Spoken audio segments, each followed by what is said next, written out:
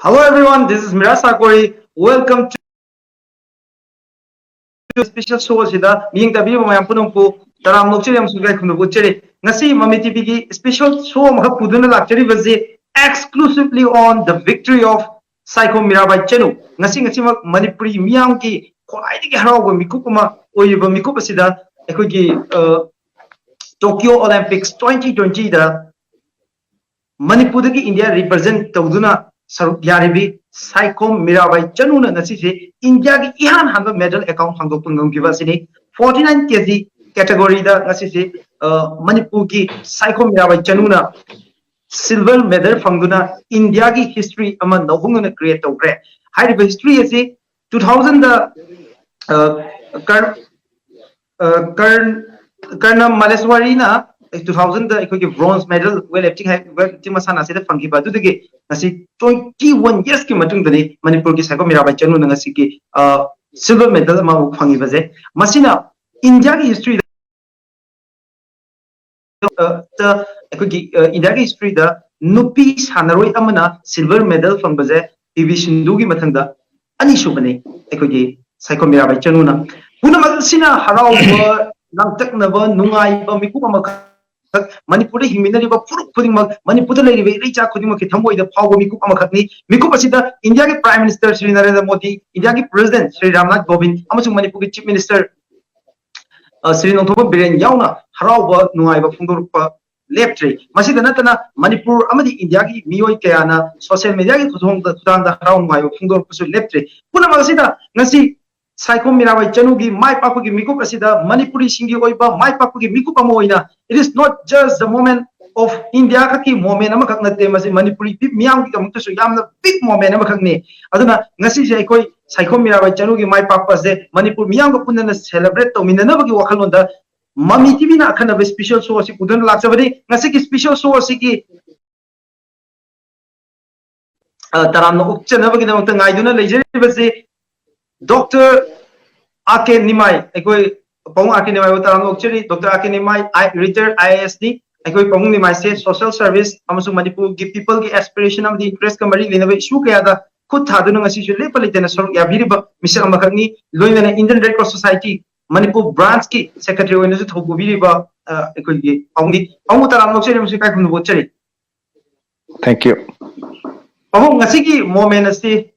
ekoi ki yamna nungaiba moment ama ekoi puna khiri koiri aduga starting from the president of India, the prime minister amasung Manipur ki chief minister na masiki harau nungaiba ki opam phongdok piri amasung Manipur miyam amasung India ki miyoi kaya including celebrities sing politician mayam na harau nungaiba phongdok pa amade thagat ubai sing phongdok pa so ekoi puna mong uri matang sida pahong ngasi ki pau se ta matam da pahong what was your first reaction? Tabana ti idea akoigi yeng bane magi se dum ai ga tai thabak se khodo kanda magi performance yeng bane pikta Mirabai ki debacle ma thoke magi clean and jerks de amata akoi valid reform ta tauki de ba keno ta mana khara magi si akoi smash si khara weak koi magonda ado clean and jerks na magi hena favorite way ado smash ta khara phone ba se da medal gi da puba yana na ba na tau kan sa da akoi ki valid reform ta ahum se tawbo ngam ke da ba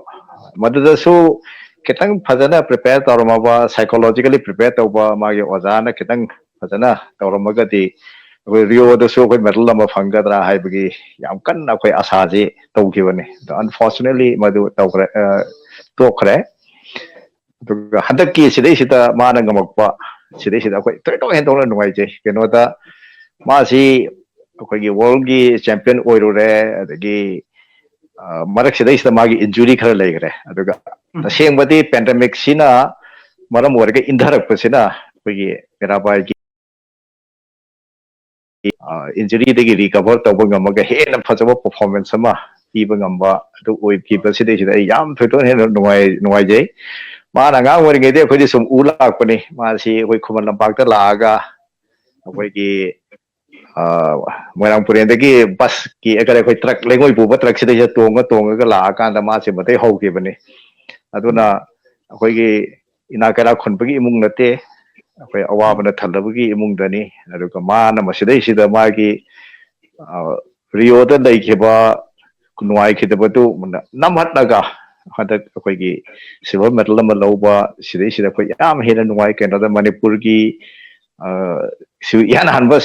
silver ꯃꯦꯗꯜꯂꯤꯁ ꯑꯣꯏꯒꯗꯣꯏꯅꯦ ꯃꯥꯁꯦ ꯑꯩꯈꯣꯏꯒꯤ ꯑꯣꯂꯦꯝꯄꯤꯛꯀꯤ ꯑꯗꯨꯒꯤ ꯃꯊꯛꯇꯁꯨ ꯑꯩꯈꯣꯏ ꯏꯟꯗꯤꯌꯥꯒꯤ ꯅꯨꯄꯤꯒꯤ weight ꯂꯤꯐꯇꯤꯡꯗ ꯃꯥꯅ ꯁꯦꯀꯦꯟ medallist ꯑꯩꯈꯣꯏ ꯃꯦꯗꯜꯂꯤꯁꯅꯤ ꯑꯣꯂꯦꯝꯄꯤꯛꯀꯤ ꯑꯗꯨꯒ ꯁꯤꯜꯚꯔꯁꯨ ꯃꯥꯅ ꯑꯍꯥꯟꯕ ꯀꯔꯅꯃꯜꯂꯦꯁꯣꯔꯤꯅ ꯑꯩꯈꯣꯏꯒꯤ ꯁꯤꯗꯅꯤ ꯑꯣꯂꯦꯝꯄꯤꯛ 20 ꯃꯥꯅ ꯑꯃꯨꯛ ꯐꯪꯈꯤꯕꯗꯨꯗꯒꯤꯗꯤ ꯑꯩꯈꯣꯏ ꯀꯔꯤꯝꯇ ꯑꯩꯈꯣꯏ ꯐꯪꯕ ꯉꯝꯈꯤꯗ꯭ꯔꯕꯅꯤ ꯑꯩꯈꯣꯏꯅ ꯏꯟꯗꯤꯌꯥꯒꯤꯗ ꯃꯅꯤꯄꯨꯔꯒꯤ ꯑꯩꯈꯣꯏ 5 ꯌꯥꯎꯔꯤ 5 ꯌꯥꯎꯕꯁꯤꯗ ꯑꯩꯈꯣꯏ ꯃꯦꯗꯜꯒꯤ ꯑꯁꯥ ꯎꯔꯤꯕꯁꯤ ꯃꯦꯔꯤ ꯀꯣꯝ ꯑꯃ ꯑꯩꯈꯣꯏ ꯃꯦꯗꯜ ꯐꯪꯕ ꯌꯥꯏ ꯍꯥꯏꯗꯅ ꯑꯩꯈꯣꯏ ꯑꯗꯨꯝ ꯄꯥꯏ ꯃꯤꯔꯥꯕꯥꯏꯁꯤ ꯋꯥꯔꯜꯒꯤꯁꯨ ꯍꯧꯖꯤꯛ ꯅꯝꯕꯔ 2ꯅꯤ ꯔꯦꯡꯀꯤꯡꯁꯦ ꯑꯗꯨꯅ ꯃꯥꯁꯦ ꯒꯣꯜ ꯑꯣꯐ ꯁꯤꯜꯚꯔꯗ ꯑꯩꯈꯣꯏ ꯑꯗꯨꯝ ꯄꯥꯗꯅ ꯂꯩ ꯑꯩꯈꯣꯏ ꯍꯣꯀꯤ ꯑꯁꯤ ꯑꯩꯈꯣꯏ ꯅꯨꯄꯥꯒꯤꯁꯤ ꯍꯧꯖꯤꯛꯀꯤ ꯋꯥꯔꯜꯒꯤ ꯔꯦꯡꯀꯤꯡꯗ ꯅꯝꯕꯔ 5ꯇ ꯂꯩ ꯅꯨꯄꯤꯒꯤ ꯅꯝꯕꯔ 9ꯗ ꯂꯩ ꯑꯗꯣ ꯅꯠꯇꯦ ꯃꯦꯠꯆ ꯑꯃ ꯀꯥꯈ꯭ꯔꯦ ꯍꯥꯏꯔꯤꯕ ꯅꯨꯄꯥꯒꯤ ꯑꯩꯈꯣꯏꯒꯤ ꯅꯤꯂꯀꯥꯟꯇ ꯌꯥꯎꯕ ꯅꯨꯄꯥꯒꯤ ꯀꯥꯔꯒꯁꯨ ꯑꯩꯈꯣꯏꯒꯤ ꯌꯥꯝ ꯇꯐ ꯒ꯭ꯔꯨꯞꯅꯤ ꯑꯩꯈꯣꯏꯒꯤ ꯏꯟꯗꯤꯌꯥꯒꯤꯁꯦ ꯁꯤꯗꯩꯁꯤꯗ ꯑꯩꯈꯣꯏ ꯂꯥꯏꯕꯛ ꯐꯔꯒꯗꯤ ꯑꯩꯈꯣꯏ ꯑꯗꯨꯝ ꯑꯩꯈꯣꯏꯒꯤ ꯃꯦꯗꯜꯗ ꯌꯥꯎꯕ ꯌꯥꯏ ꯂꯥꯏꯕꯛ ꯊꯤꯕ ꯀꯥꯟꯗ ꯀꯩꯅꯣꯗ ꯑꯣꯂꯦꯝꯄꯤꯛ ꯍꯥꯏꯁꯤꯗꯤ ꯌꯥꯝ ꯆꯥꯎꯕ ꯒꯦꯝꯅꯤꯅ ꯑꯩꯈꯣꯏꯒꯤ ꯇꯀꯇꯤ ꯂꯥꯏꯕꯛꯁꯤꯗꯁꯨ ꯌꯥꯝ ꯂꯩꯌꯦꯕ ꯅꯣꯡꯃꯒꯤ ꯁꯣꯏꯔꯨꯕ ꯅꯣꯡꯃꯒꯤ ꯐꯖꯅ ꯇꯧꯕ ꯑꯟꯐꯣꯔꯆꯨꯅꯦꯠꯂꯤ ꯑꯩꯈꯣꯏꯒꯤ ꯁꯨꯁꯂꯥ ꯂꯤꯛꯃꯥꯕꯝꯒꯤ ꯃꯥꯒꯤ ꯕꯥꯎꯠ ꯂꯣꯏꯈ꯭ꯔꯦ ꯑꯗꯨꯒ ꯍꯧꯖꯤꯛ ꯑꯩꯈꯣꯏꯅ ꯂꯥꯏꯕꯛ ꯌꯦꯡꯒꯗꯧꯔꯤꯁꯦ ꯑꯩꯈꯣꯏ 3 ꯂꯩꯍꯧꯔꯤ ꯅꯨꯄꯥ ꯕꯣꯛꯁꯤꯡꯁꯤꯒꯤ ꯑꯃ ꯂꯩꯍꯧꯔꯤ ꯑꯗ ꯃꯦꯔꯤ ꯀꯣꯝꯁꯤ ꯆꯍꯤ ꯌꯥꯝꯃꯦ ꯕꯠ ꯁꯤ ꯏज ꯑ ꯚꯦꯔꯤ ꯁꯤꯖꯟ ꯑꯩꯈꯣꯏꯒꯤ ꯕꯣꯛꯁꯔꯅꯤ ꯑꯗꯨꯅ ꯌꯥꯝꯅ ꯑꯦꯛꯁꯄꯤꯔꯤꯌꯦꯟꯁ ꯂꯩꯔꯕꯅꯤꯅ ꯃꯥꯒꯤ ꯀꯩꯅꯣꯝꯃ ꯇꯧꯔꯛꯀꯗ꯭ꯔꯥ ꯍꯥꯏꯕꯒꯤ ꯑꯩꯈꯣꯏ ꯊꯥꯖꯕ ꯑꯗꯨꯅ ꯄꯣꯗꯤꯌꯝ ꯐꯤꯅꯤꯁꯁꯤ ꯉꯝꯒꯗ꯭ꯔꯥ ꯍꯥꯏꯕꯒꯤ ꯑꯩꯈꯣꯏ ꯊꯥꯖꯕꯁꯤ ꯑꯗꯨꯝ ꯑꯩꯈꯣꯏ ꯊꯝꯃꯤ ꯑꯗꯨꯒ ꯃꯔꯨꯑꯣꯏꯅ ꯃꯤꯔꯥꯕꯥꯏꯒꯤꯗꯤ ꯑꯩ ꯌꯥꯝ ꯅꯨꯡꯉꯥꯏꯖꯩꯗꯤ ꯀꯩꯅꯣꯗ ꯃꯥꯒꯤ ꯃꯥꯁꯤ ꯅꯍꯥꯟꯋꯥꯏ ꯃꯅꯤꯄꯨꯔꯗ ꯊꯕꯛ ꯇꯧꯒꯦ ꯈꯣꯠꯀꯦ ꯀꯥꯏꯅ ꯌꯥꯝ ꯀꯟꯅ ꯇꯧꯔꯝꯕꯅꯤ ꯑꯩꯅ ꯏꯕꯦꯝꯃ ꯇꯧꯔꯨꯅꯨ ꯃꯅꯤꯄꯨꯔ ꯇꯧꯔꯒꯗꯤ ꯑꯩꯈꯣꯏꯗ ꯂꯩꯔꯤꯕ ꯐꯦꯁꯤꯂꯤꯇꯤꯁ ꯀꯔꯤꯒ ꯁꯤꯗꯩꯁꯤꯗ ꯋꯥꯔꯜꯒꯤ ꯇꯣꯞꯇ ꯀꯝꯄꯤꯠ ꯇꯧꯕ ꯉꯝꯃꯣꯏ ꯑꯗꯨꯅ ꯃꯄꯥꯟꯗ ꯂꯩꯔꯀꯥꯟꯗ ꯇꯧ ꯍꯥꯏꯗꯅ ꯑꯩꯒ ꯃꯥꯉꯣꯟꯗ ꯌꯥꯝ ꯁꯥꯎꯈꯤꯕꯅꯦ ꯃꯥ ꯃꯅꯤꯄꯨꯔꯗ ꯊꯕꯛ ꯇꯧꯍꯟꯗꯦꯅ ꯑꯗꯣ ꯃꯅꯤꯄꯨꯔ ꯂꯩꯔꯝꯃꯒꯗꯤ ꯁꯤ ꯑꯗꯨꯝ ꯋꯥꯒꯅꯤ ꯀꯩꯅꯣꯗ ꯑꯩꯈꯣꯏꯗ ꯂꯩꯔꯤꯕ ꯐꯦꯁꯤꯂꯤꯇꯤꯁ ꯃꯥꯅ ꯍꯟꯗꯛꯄꯨꯗꯤ ꯃꯣꯏꯁꯤ ꯏꯟꯗꯤꯌꯥꯒꯤ ꯃꯄꯥꯟꯗ ꯊꯥꯗꯅ ꯈꯣꯠꯇꯅ ꯌꯥꯝ ꯀꯟꯅ ꯑꯩꯈꯣꯏ ꯏꯟꯗꯤꯌꯥꯒꯤꯁꯨ ꯍꯣꯠꯅꯩ ꯑꯩꯈꯣꯏꯒꯤ money is not the limitation ꯑꯣꯏꯍꯟꯈꯤꯗꯦ ꯀꯟꯁꯇꯦꯟ ꯑꯣꯏꯍꯟꯈꯤꯗꯦ ꯃꯣꯏꯅ ꯍꯦꯛ ꯇ꯭ꯔꯦꯅꯤꯡ ꯇꯧꯅꯤꯡꯕ ꯃꯐꯝꯗ ꯊꯥꯗꯅ ꯁꯤꯅ ꯌꯩꯊꯔꯛꯄꯅ ꯃꯉꯣꯟꯗꯗꯤ ꯌꯥꯝꯅ ꯀꯥꯟꯅꯈꯤ ꯍꯥꯏꯕꯁꯤꯃ ꯑꯩꯒꯤ ꯋꯥꯈꯜꯗ ꯐꯥꯎꯏ ꯑꯗꯨꯒ ꯃꯥꯅ ꯍꯣꯠꯅꯖꯔꯛꯄ ꯆꯍꯤ ꯑꯁꯨꯛ ꯌꯥꯝꯅ ꯆꯍꯤ 30-35 ꯍꯦꯟꯅ ꯆꯪꯅ ꯍꯣꯠꯅꯖꯔꯛꯄꯒꯤ ꯃꯍꯩ ꯐꯪꯕꯁꯦ ꯃꯁꯤꯗꯒꯤ ꯍꯦꯟꯅ ꯅꯨꯡꯉꯥꯏꯕ ꯂꯩꯇ꯭ꯔꯦ ꯍꯥꯏꯗꯅ ꯑꯩ ꯑꯗꯨꯃꯥꯏꯅ ꯑꯩ ꯊꯝꯖꯒꯦ ꯌꯥꯝ ꯅꯨꯡꯉꯥꯏꯕ ꯃꯤꯀꯨꯞ ꯑꯃꯅꯤ and again for those people ꯄꯥꯕꯨꯡꯒꯨꯝꯕ ꯑꯩꯈꯣꯏꯒꯤ ꯍꯥꯏꯔꯤꯕ ꯁꯥꯟꯅꯔꯣꯏ ꯁꯥꯏꯈꯣꯝ ꯃꯤꯔꯥꯕꯥꯏꯒ ꯍꯛꯊꯦꯡꯅꯅ ꯈꯪꯅꯔꯨꯕ ꯃꯤꯁꯛꯁꯤꯡꯅꯗꯤ ꯑꯃꯨꯛ ꯍꯦꯟꯅ ꯊꯃꯣꯏꯗ ꯅꯨꯡꯉꯥꯏꯕ ꯐꯥꯎꯕꯤꯔꯝꯒꯅꯤꯅ ꯈꯜꯂꯤ ꯄꯥꯕꯨꯡꯗ ꯑꯃꯨꯛ ꯂꯥꯛꯆꯅꯤꯡꯕꯁꯦ ꯄꯥꯕꯨꯡ ꯃꯅꯤꯄꯨꯔꯤ ꯃꯤꯌꯥꯝꯒꯤꯗꯃꯛꯇ ꯉꯁꯤꯒꯤ ꯅꯨꯃꯤꯠꯁꯦ ꯀꯌꯥꯃꯨꯛ ꯌꯥꯝꯅ ꯃꯃꯜ ꯂꯩꯕ ꯀꯌꯥꯃꯨꯛ ꯌꯥꯝ ꯆꯥꯎꯕ ꯅꯨꯃꯤꯠ ꯑꯃꯅꯣ ꯄꯥꯕꯨꯡꯒꯤ ꯃꯤꯠꯌꯦꯡ ꯃꯃꯜꯁꯤꯗꯤ ꯑꯩꯈꯣꯏ ꯃꯅꯤꯄꯨꯔꯗ ꯃꯃꯥꯡꯗ ꯂꯟꯗꯟ ꯑꯣꯂꯦꯝꯄꯤꯛꯁꯇ ꯑꯩꯈꯣꯏꯒꯤ ꯕ꯭ꯔꯣꯟꯖ ꯐꯪꯈꯤꯕꯗ ꯑꯩꯈꯣꯏ ꯅꯨꯡꯉꯥꯏꯔꯦ ꯑꯗꯒꯤ ꯍꯟꯗꯛꯁꯤꯅ ꯑꯃꯨꯛ ꯈꯔ ꯍꯦꯟꯅ ꯂꯦꯚꯦꯜ ꯑꯃ ꯋꯥꯡꯈꯠꯂꯛꯏ ꯒꯣꯜ ꯑꯃ ꯐꯪꯕ ꯃꯇꯝꯗ ꯑꯩꯈꯣꯏ ꯑꯃꯨꯛ ꯍꯦꯟꯅ ꯅꯨꯡꯉꯥꯏꯒꯅꯤ ꯑꯗ ꯃꯤꯔꯥꯕꯥꯏꯁꯤ as a individual very simple ꯑꯣꯏꯕ ꯌꯥꯝꯅ ꯄꯣꯂꯥꯏꯠ ꯑꯣꯏꯕ ꯑꯗꯒꯤ ꯑꯣꯜꯋꯦꯖ ꯁ꯭ꯃꯥꯏꯂꯤꯡ ꯐꯦꯁ ꯂꯩꯕ ꯍꯥꯏꯗꯤ ꯌꯥꯝꯅ ꯍ꯭ꯌꯨꯃꯟ ꯕꯤꯡ ꯑꯃ ꯑꯣꯏꯅ ꯌꯥꯝꯅ ꯅꯨꯡꯁꯤꯕ ꯃꯤꯅꯦꯕ ꯑꯗꯨꯅ ꯍ꯭ꯌꯨꯃꯟ ꯕꯤꯡ ꯑꯣꯏꯅ ꯌꯥꯝ ꯑꯐꯕ ꯃꯤꯁꯤꯅ ꯃꯥꯅ ꯍꯣꯠꯅꯖꯔꯛꯄꯁꯤꯗ ꯇꯧꯕꯁꯤꯗ ꯑꯩꯈꯣꯏꯅ ꯊꯣꯏꯗꯣꯛ ꯍꯦꯟꯗꯣꯛꯅ ꯑꯩꯈꯣꯏ ꯅꯨꯡꯉꯥꯏꯕꯗꯨ ꯐꯥꯎꯏ ꯑꯗꯨꯒ ꯃꯉꯣꯟꯗ ꯏꯒꯣ ꯂꯩꯕ ꯈꯣꯠꯄ ꯑꯗꯨꯒꯨꯝꯕ ꯑꯉꯥꯡ ꯅꯠꯇꯦꯕ ꯃꯥꯁꯦ ꯌꯥꯝꯅ ꯗꯦꯗꯤꯀꯦꯇꯦꯠ ꯑꯣꯏꯕ ꯌꯥꯝ ꯁꯤꯟꯁꯤꯌꯔ ꯑꯣꯏꯕ ꯑꯩꯈꯣꯏꯅ ꯅꯨꯡꯉꯥꯏꯕꯁꯤꯗꯒꯤ ꯍꯦꯟꯅ ꯑꯩꯈꯣꯏꯒꯤ ꯃꯈꯣꯏꯕꯨ ꯁꯦꯝꯕꯗ ꯌꯥꯎꯔꯛꯏꯕ ꯑꯩꯈꯣꯏ ꯑꯅꯤꯇꯥ ꯍꯣꯏ ꯀꯔꯤ ꯍꯣꯏ ꯀꯨꯟꯖꯤꯀꯦꯁꯣꯔꯗꯤ ꯂꯩꯈꯤꯗ꯭ꯔꯦ ꯃꯥꯒꯤ ꯑꯍꯥꯟꯕ ꯑꯣꯖꯥ ꯍꯥꯏꯕ ꯇꯥꯔꯦ ꯈꯨꯃꯟ ꯂꯝꯄꯥꯛ ꯇꯧꯕꯗ ꯃꯥꯗꯤ ꯅꯥꯗꯅ ꯂꯩꯈꯤꯗ꯭ꯔꯦ ꯑꯩꯈꯣꯏ ꯑꯅꯤꯇꯥ ꯍꯣꯏ ꯀꯔꯤ ꯍꯣꯏ ꯂꯩꯍꯧꯔꯤ ꯑꯗꯒꯤ ꯑꯩꯈꯣꯏ ꯁꯨꯅꯤꯜ ꯑꯩꯈꯣꯏꯒꯤ ꯐꯦꯗꯔꯦꯁꯟꯒꯤꯗꯁꯨ ꯌꯥꯎꯕ ꯑꯦꯁꯣꯁꯤꯌꯦꯁꯟꯒꯤꯁꯨ ꯁꯦꯀ꯭ꯔꯦꯇꯔꯤ ꯑꯣꯏꯔꯝꯕ ꯃꯈꯣꯏꯅ ꯑꯩꯈꯣꯏꯗꯒꯤ ꯑꯃꯨꯛ ꯍꯦꯟꯅ ꯅꯨꯡꯉꯥꯏꯔꯝꯒꯅꯤ ꯀꯩꯅꯣꯗ ꯃꯥ ꯍꯥꯏꯅ ꯑꯩꯈꯣꯏꯒꯤ kunjika sona angang si semba thokani haidra ma aha ma horkanda dum hairam me si semba thokani dagi ga haiba mai si mayam si akoi yamna scientifically and systematically akoi India gi si changchan ba chumi akoi Manipur su mangai India gi si mangai sports e hojik ti thaina gi sports te lamjen paksen chelaga ai kana ka honor ga tawba yai haiba du natrabani hojik ti whole akoi gi team mama ai World Cup ki football sanada player kumanga thagat kanda magi support team se mi kuntra la eba 55 teams ki akoi ki register tor hotel le rim ne ai magi award apa psychologically physically mentally mayam se ki support system se masi pinana ba hona ba India ki su phanam yam bani akoi ki support team se ado kana da mayam ma player ki mari mata du ada na mayam chale akoi ne yam kanna emphasize on the sports psychology ki si smaina achoba team competition da chapa kanda di masi yamna darkar le haiba sema ai smaina thamjake Okay, yam nungai je pabung yam phajana ikoi ki phong du wafam se matang se dai khoni ngasi ki discussion haigadra ikoi ki celebration ki topics se Mirabai motivates India haibani Mirabai ki mai pakwas in India motivate to we have wafam jine matang se da pabung ki kai mot like se akoi first day of competition se da akoi medal am phang ta raga di le hori ba mayam se wakhanda akoi ki asa se uibu phange ba yes Mirabai na magi da silver medal am phang raga di akoi su le hori ba akoi sing si ju haide akoi ki archery ki shooting ki ka le si da akoi top class akoi ki world ki rank 1 2 da yaw mayam le di ada moi da thona ha ko dori ne she has achieved adon akoi je achieve taw yai da the confidence build up taw go ni adon ai ni ga sa haija do team moina chatpa matam da aha ma thok pa sina mai thir aba adu wari ga di atai myam sidai sida akoi gi setback sidum la aba it is akoi emotionally and psychologically akoi khara setback se fang ba aha ba sina first competition da yaw sina mana successful oira kan sida di atai myam da akoi gi thona je ha pa adu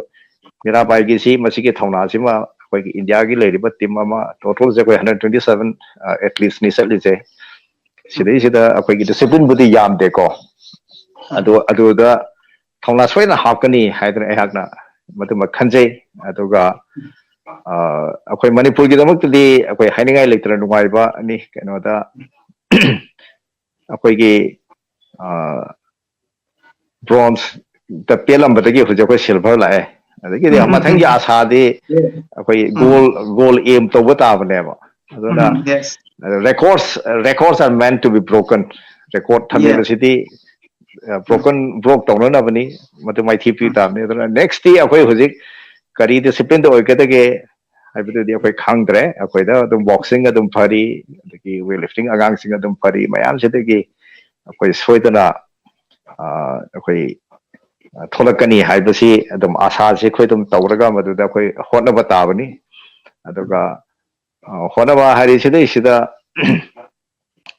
sarkar gi mateng pang darkar lei club ki mateng darkar lei family ki mateng darkar lei adu hujik leiriba sidai sida international competition da yaw ba khot pa hai kan sida sarkar gi aso mateng yaw tradi ngamte ba kaino da koi diet ki kari ki la kan sida sida tolo khara phangdra di koi natraga noi koi stipend je sauna piraga to natana koi gi da salary ba angang mayam si ki family na proper koi gi diet ki kari ki pi ba sidi next impossible ne ba atuna sidai sarkar na he na kitang koi gi miyeng changhan janingi keno da koi Mirabai gumbo orakada angang mayam ama leiri unfortunately for the last one year sidi koi COVID-19 ki problem da gi koi aya ma sana ba si leptana activities man si leptana leire aduna masi amuk lakpa matam da sana ba ki si yarakpa matam sidai sida koi khodong chawa mayam se masima koi ki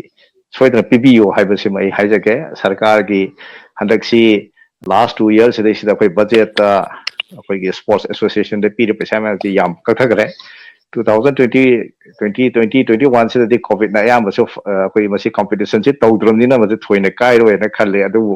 mati hangapung matam da di supplement tawraga koi gi हेन पैसा थादरगा आगांग सिंगसिगी interest मधु तौननबगी थौरांगि तौबियु वना आई हाइजनेंगी sports मंत्री सु farmer football player नि chief minister जो farmer football player नि अदना player की अवाबा प्लेयर की अवार्ड पसिटी अखोइना हाइदरसु मोइन हेन खमम थुई ना आई स्वाइना थमजक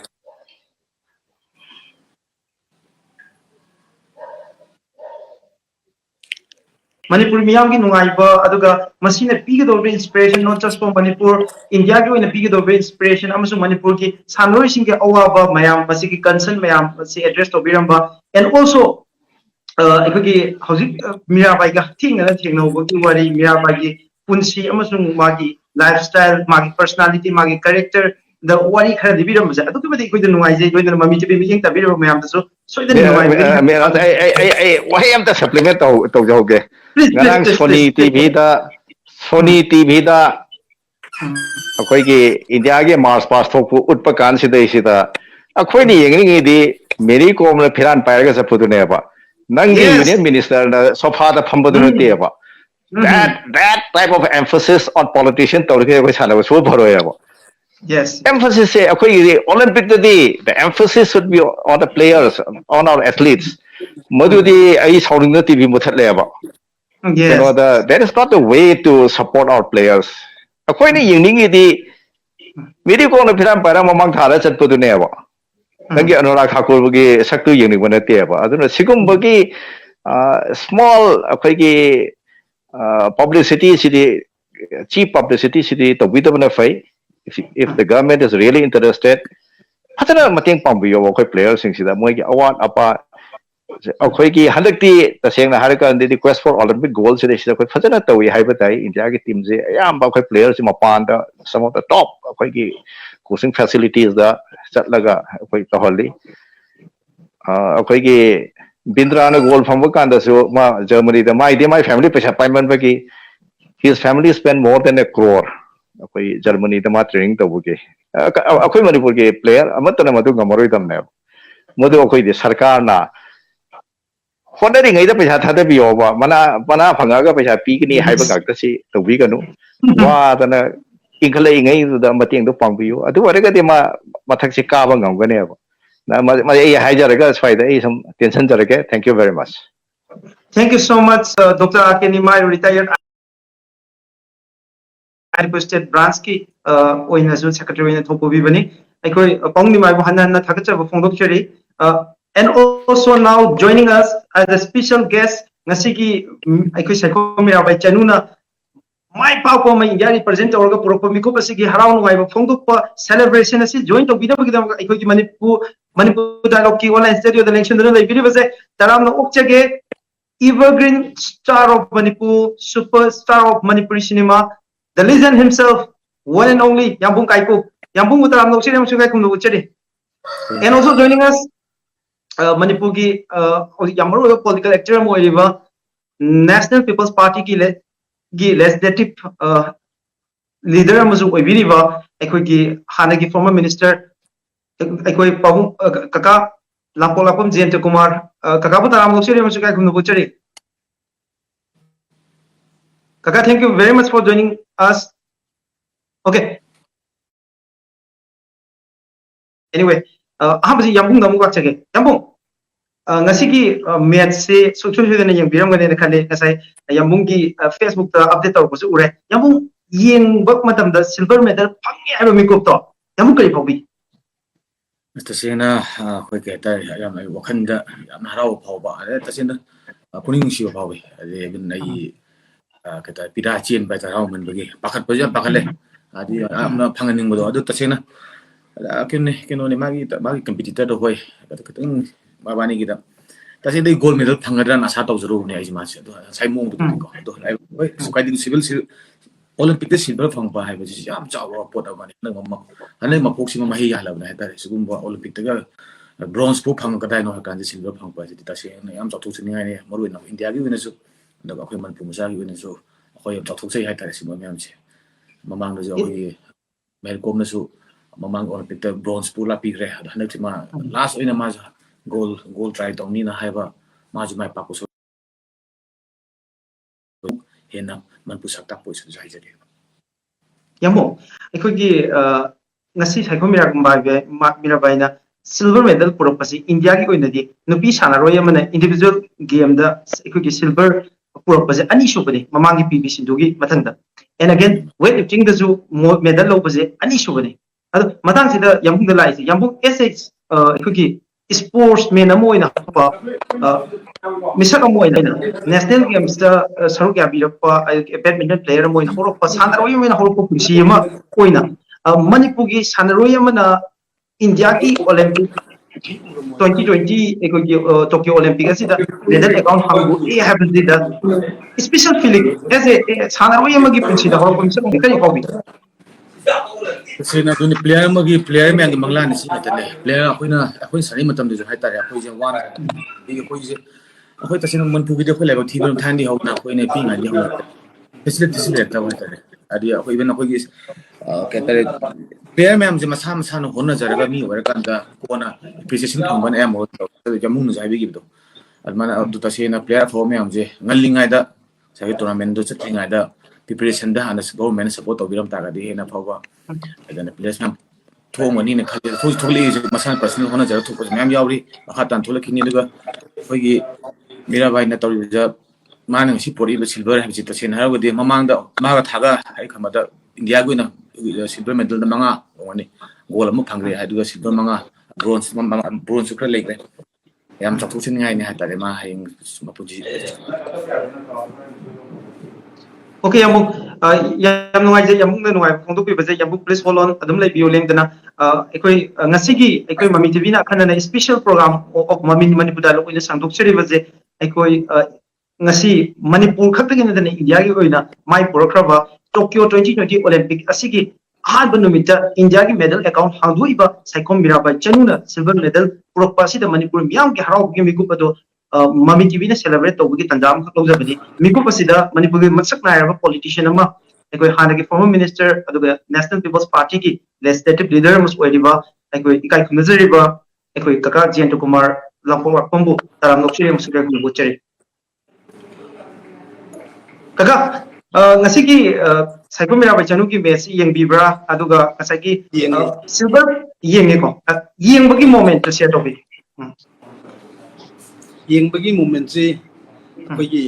Chanvi Mirabai na akogi yam tang ba hekta apte long time koina akogi silver medal adu suge lifting da individual event na pada madu phang bana ga je asung bade moment se kamai to describe to go to no na ibung khang da ba ga dra du yam latin ngai the India gi na amasung the whole northeast madu gi oina amasung maru oina mu koi Manipur gi oina tam ngai jaba makal gi moment na oi gi Manipur gi oina ngasigi moment se how we explain yam historical moment amada dum oire ado kayamu yam chawo moment amani haidana ikoina haibiya ngasigi moment masi akoi gi kai ta kamai to no wahina kamai to na describe to go gi nai phung khang da wai ga akoi gi hagaja basi akoi na kai ta khujina kanna se ga sunnaram basi akoi na amuke na chimsikil ka nungai por ko to gi type ta akoi na matam ke adagi akoi na makil mangama masi shora ta tan pratna to ba the well wisher mayam ma Manipur praja mayam na ma su notice ki mayam na pi makil blessing to madu Mirabai Chanu thunge madu yam nungai etna akoi na nungai gani na khan be shora akoi pratna to do ngasi mission pang basi asumai nungai ma wahi na kamai tum de ko describe to do no habung khang da bai tai okay kaga amuk lak sening basina ngasi Mirabai Chanu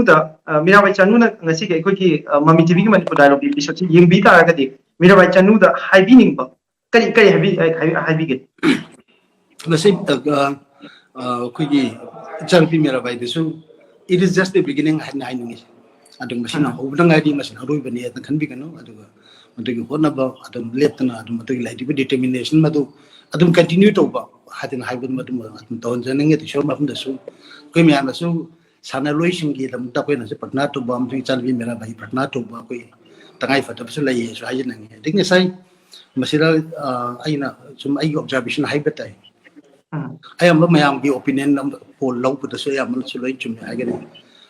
nipung pudi mangna sanaroi sin da koina blessing to bolo na moina prize na tang low hills me am pur pur da koina ang ba chi sarkar na biding changba wali hai ba si masung na hai ba si lenu hai ni ba siam chumi am na sarkar na su matugi initiative being a di hona sanaroi sing chi masi initiative lobi ba aduga khwadagi important ori di sarkar na amasung well wishers na koina tawri ba khara pidi relation na bang yu pum ting an hai ba ji de koina pambi da koina koigi heart chai ba ga growth phana ba na hai di matugi potune to hena nungai di bade akoida matam amadagi matam amada koina yam toina manipur wang lei ba mina so akoina tatna haina ba kamai to ke na hai di koina di khangdi khangdam tul pot am ko yaw dei so kari no hai target di manipur se akoigi sana gi lamda amsu art and culture gi lamda phai na hai di atum hai ba kamai phai no de khoi khangda manam di sida khoi kai tu de khoi khida yam na toina yam seng haragi di sakar su hai am khoi comment person to yam yam to yam tajare atu basida koina sarkar su khoi incentive pi ba digilo na moi de encourage to bu wali na hai bu matu chumi ang atu masu ton janinga to hena important ori de kamai to na Mirabai Chanu gumba di medicom gumba na kamai to international level thora ga sum clear chauba khoi prize winning event sing da thorok ta nam bachina akoina manipugi akoina ijat kan mangami pano na haiba ta ge de sana bade lai se bakong chum baduna matuna atop makalgi hena phakana be wan him but hena the most important thing is lady ba makalgi sanroisin lady ba determination adu dedication matu hatni important oi ba haiba ta man lai rabi ma ina kumbo rambe ba obisam sa rambe na takana am la ri mon dagi peru char ho ko rambe but the most important part is in every sports event determination jine ai tau do ya de ai ngam do ya de en hype adu madu tau no holo kan ta mu isori blessing dagi potential leiba makli pot mo changba adu la khoi manipuri singda potential lei na hype se mayam acknowledge han de hon to but karam mo da potential leiba no hype de khoi hype ngam do but ngasi de today we come to realize medicom kumba Mirabai kumba leitalai rob na piktan ba makli family chara nam ta cham pi family ko yang wal family de hor ba kang busing na adu wang makli event chapang ma ka pasang sa pai ba effort to bung ba kang busing na kai to wi ki to jino ngam jino an hai bisi masilai ba khena ba there is only one small thin line of distinction kali no have to determination yaw dedication for the cause of the sports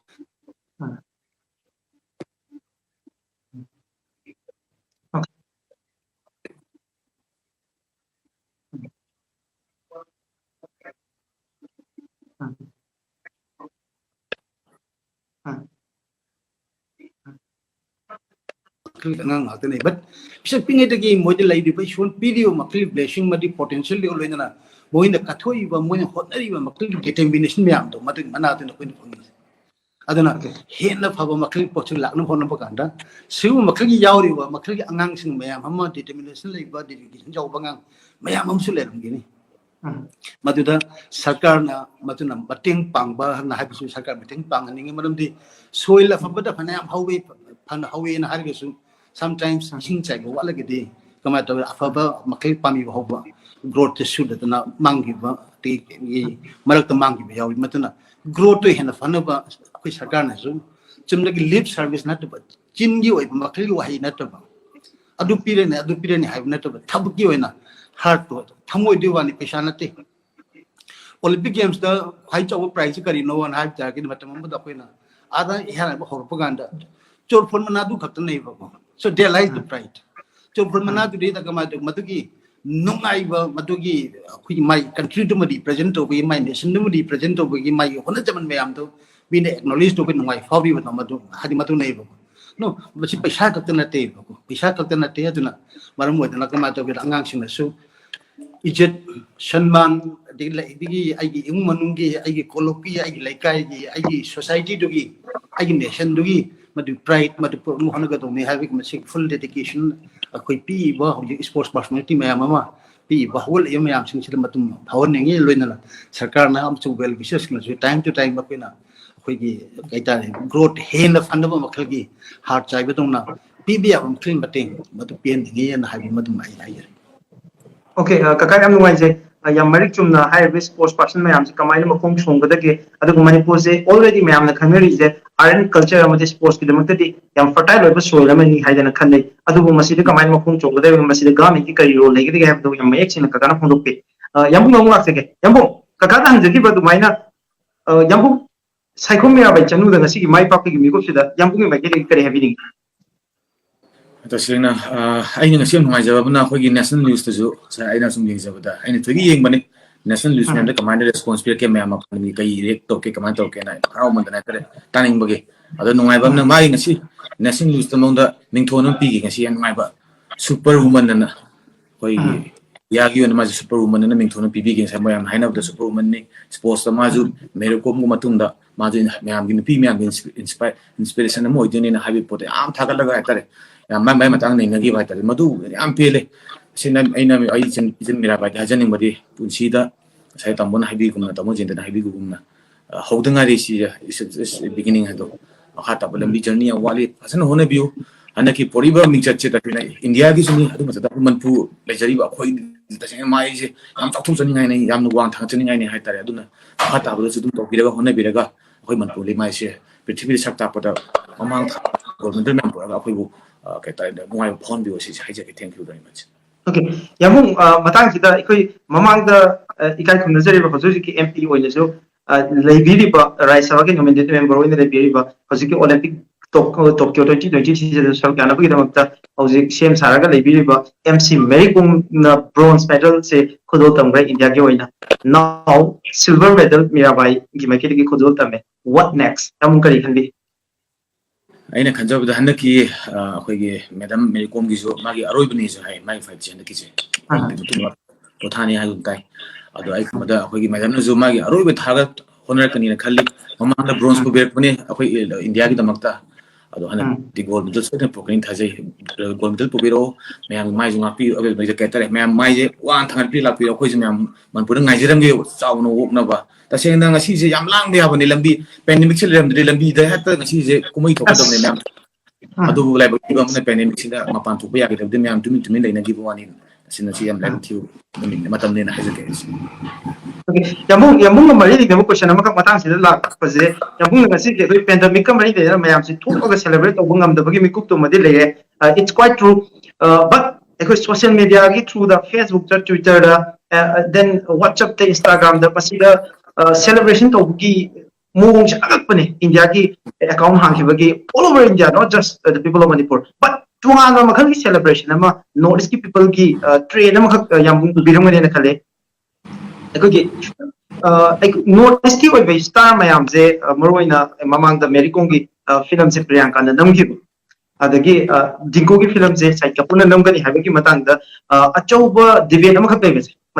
ꯃꯁꯤꯗ ꯉꯁꯤ ꯃꯤꯔꯥꯕꯥꯏꯅ goal silver medal ꯂꯧꯔꯛꯄ ꯃꯇꯝꯁꯤꯗ ꯕꯣꯂꯤꯋꯨꯗꯀꯤ star ꯃꯌꯥꯝ ꯑꯃ ꯆꯦꯟꯁꯤꯜꯂꯛꯄꯒꯤ ꯃꯦꯝ ꯃꯌꯥꯝ ꯄꯨꯊꯣꯛꯏꯕꯁꯦ ꯍꯧꯖꯤꯛ how do you feel tasena mi amagi life story namge film du putoke habji tasena ai yam phayin khale masi pochi adu sima du yeng matungda hogol holokata nam yam inspire of inspiration adi thonga bada put amane sima dana hari tasena Mary Kom gi life story khangda myam do mai sima du yeng bada yam khange tasena maru ahmad di even hoyi mantu khangda mi myam de metare India sida ado magi sima ji putei Mary Kom tholo pade di India da manpu sak tapu jo hogre han khangda myam dai khangda biska yawe ba ajiki केलेस हागद्रा Moina थिजलुदा हागद्रा नु अब जीवन मनपुर जी काय लेगु खंदबा अदु mummy ma'am दजु आ cinema दु येंगल मतुंग दे खंगले तरे lump अखु state सिदनि सिदनि ला तो स्टेट अमने मनपुर हाय बसेना इवन नजकी हारिबा दिंकु जी नमने हाय जखोय चौथौ चनिङा नि इवन खु मीराबाई गी नमगे हाय जखोय दिन नमन बकसु काय दिन खाले अदुदा जस्ट के तरे ये मकान दा नुवाय तब पोट खर यावगी Mary Kom गी सिनेमा दु कमी खर फिल तौबा अदि खरा दुम कमेंट पिना के नुवाय तब अदुदि मरक दुम यावनी हाबदि सिजे अखोय मनपुर की हाबे हिंदी फिल्म जे मनपुर जे नंबर यागे दबम ओइबनिना आदि मोइदसु मपांगन लाइव क्वेश्चन से कई दमकता दिंकु की फिल्म नंगुदा ओइरगदि यामपुं काइपुना कई हीरो ओइरोइदिनो सी अखोय मणिपुर की हीरो सिंग कई हीरो ओइरोइदिनो बॉलीवुड की सच्चु मानदब सिंगदुना कमाइन हीरो ओइदिनो हाइबगी क्वेश्चन ने मसी कई हेबिनी तसेना Mary Kom की फिल्म दुजो माग नुपा साबगे ऑडिशन एगोन था कि जाने मतम दुदा आई दि खंगौद्रबा आई खंगौदना even akhoi abinaw na harakan khange ay mung nang audition gi thaga nang kari response pi amai ta gunon ai khangam ta de ai jum chapni ai audition pi ni ai try to mani khang da bai ni adu koi chume adu ta ama film ma je market habam lei bani na market ki put am lei bani na saksubam khang da ba anau ba amna hek loina main ke tare akhoi actors main role da lo gi tar ga di jengin nga haba mi yom le film de mi business ni ta je magi mi amagi life story nam ta ga zo among the my business market tok tu ni na aduna anu ba ngata puthuk puje lu bole pa aduna maming khra le ba han dei maming chapa ni na sakna ra ba hatre india ga na fa bollywood actor de mak te khalaga to mi haun dia de po nam oi boine sida ko su waru ni ai te khale aduga akhoi gi mi wa akhoi mi yaw ga film da mix up tong ni na ku mi na adu khoi lu na akhoi di akhoi sima kumba ya de haibam le ba ni film kumba ya de gi athing buse le ni na sina ju na moina hai tar ga ju upai le ta bai tare athing bale adu na ngam gi da bai tare okay yam ngai je yam marik chum na yam substantial oina explain to bi mathang ji kaka da mo ngase kaka ngasi ki Mirabai gi mai pak pa gi iroina na very recently Delhi di mafam amada racism gi issue ma thoki bagi handak ki thodok tu da ekoi gi Manipur gi chan nupi ekoi gi haidar Manipur gi nupi macha ani da आपका rate क्या है ना कितना है हाइबगी issue दा यूफम वरकांदा अचौबी issue म ngasi shi Twitter trending chat pa se Mirabai na North East ki image है that is not the image of North East, this is the image of North East. Mirabai is the image of North East, Medicom is the image of North East. Kasa kari hogi masi yam chumba jani ngasai ko ye you know kuna hai betong na sometimes ko say even in my life and chat ko inga dai mamang so ai mar ma pang je tam sei ai khoi si kana no khang da bhai betai adana India ki mainland da leiba kang busing na khoi si kana no adana sa khang da akhoi si even akhoi gi laidibu nation ji manung chiri da yam chaw ma khal gi kana ma pori bane khang da ba Manipur kala wadi lai ye na khang da ba sing si matang si mase yam no ai gi da ba chat ro ina na ho yam shock to ba hai betai you take even sometimes while I was in the college even blackboard changlo me yekpi wari ba lai gi shin India ni shin Manipur ni aduna habi but hard bisi matum dro de ai gi nungai ta bedu khaktana madai na expose to ke but mad objecti akoi Mirabai Chanu na Mary Kom na adilo na football gi lamda akoi gi balana rang na anda ma chi footballer of the year lo e ka habi so dan Manipur na habi objecti mamang imeta mamma dai chatu ngi le makil Manipur na tre objecti ka mat indai mahum guti Manipur ar ge yes these people they are something moji kai mam ne na habi ji khang ba ho ban na habi ji through we sports ki events in the art and culture ki lamda sai hai jaba mind to minimum sa khang bi ba habi tai le sometimes we section maram mo na the whole notice ma say mainland India na mo we the yeng makil meeting je yam na second class citizen ki type tai yeng ye na habi ja ko le mu feel to naga kangbusin na kuki kangbusin na manipulation na loy feel to be adna hai bising je masi tam tam na erase to pa adu madu ki heroine na si masi ki lam si na tana even academic lam to Manipur na excellent oye na hai bi hinam gudi mak Manipur se kari makro oye na hai bi masi akoina koi saktak pam chang ba hai bi sometimes even akoina anga ori ngai sa to ori ngai even mapan champa kan akoi se tv ta gira ko adigi akoi je kai de no na hang bi yaw ko so digi even moi gi le bi manner te ding jam pinching we ba yam thamoi yam shok ba makal gi poching yaw gi ba betai adu madu gi outburst tu ne yaw je akoi na hari maram bakta youth unrest ke lai ba digi social unrest ke lak ba je si je factor amat mo oi ba adu ho jik di akoi gi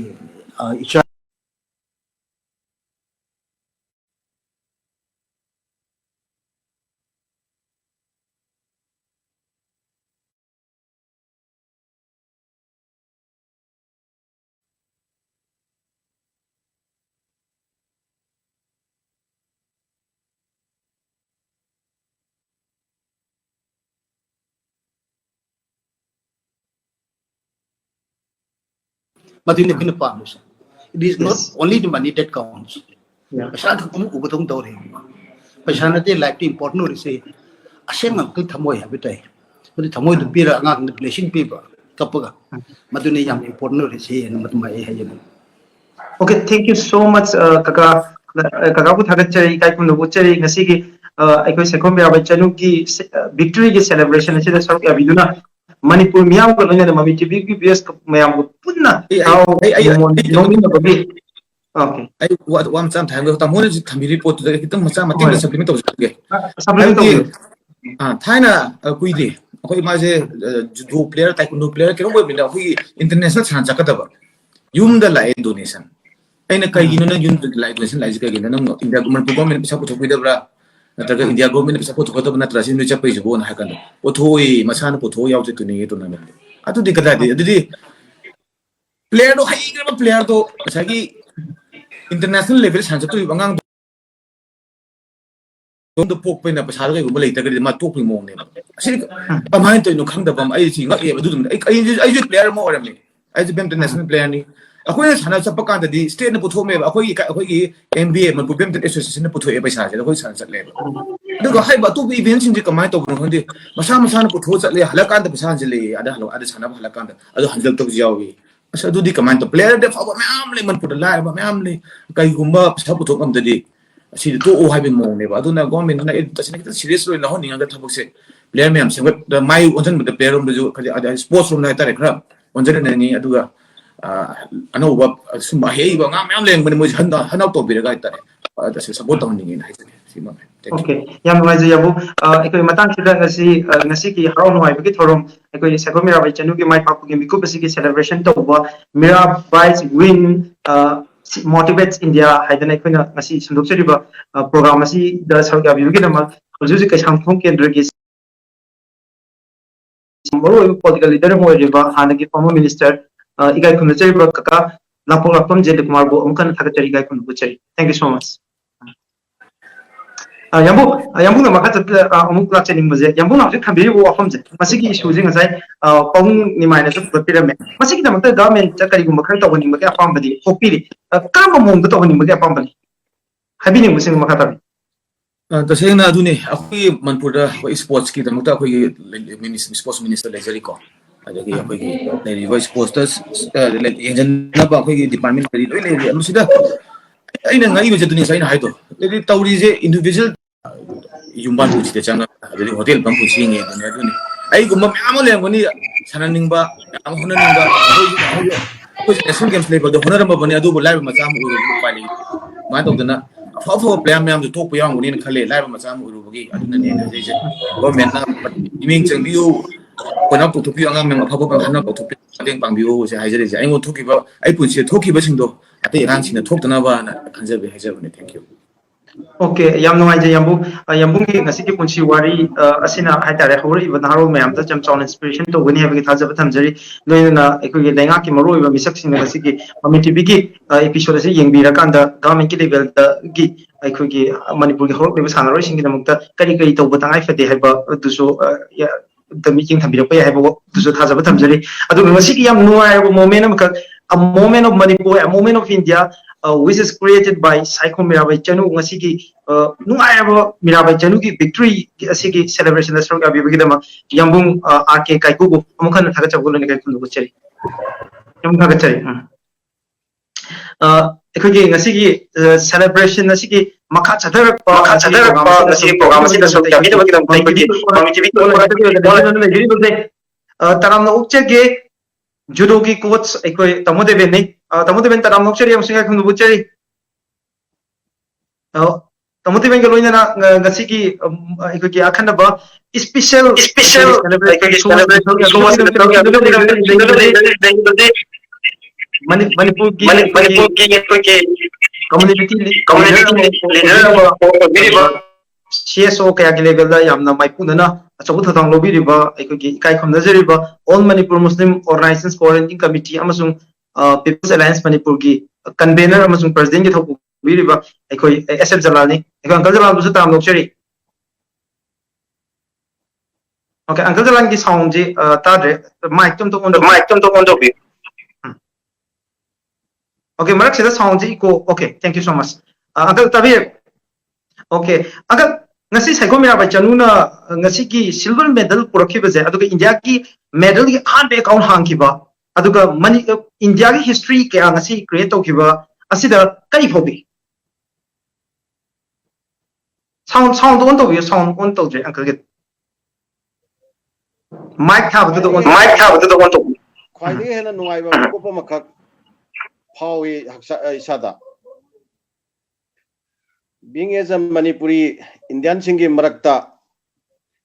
akoina India punamakpu sauthokchaba ama piba ngamba aduma Manipuri ama akoi ye maraktagi thungjabagi damakta akoi sauthokchaba do phawi